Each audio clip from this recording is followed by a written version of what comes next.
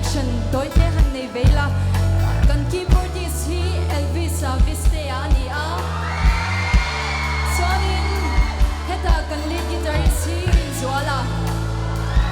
twang athum chi min per sak tu tur hi gosa gospel ani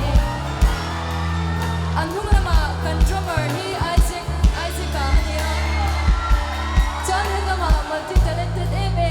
acoustic guitar maka back up keyboardist tur hi dinani sorry kay hi ludi kaniya zanina hian mi swami shwai tu ti tha karon kanon sa dona hemin naina asoi tun chu kanuna hian Christian bigatan swanin shwai tu tha hi kan mamo ema chuda chon iswa Krista hi shwai tu Dawrpui berle shwai tu thaperani ti hi thein helawila ama hi pom khatila tihla satwani na danglam ve don lawani tihla kanon sadonani athem thiami milo so ve don ya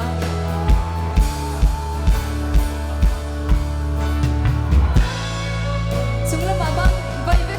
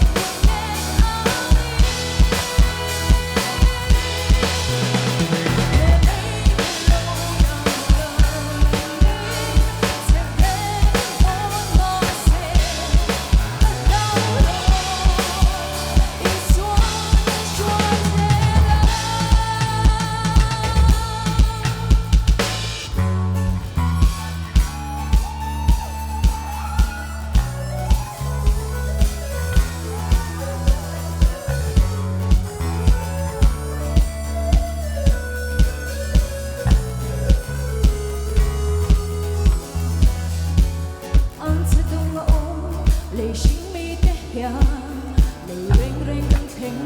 dù lâu, mà xin phiền nào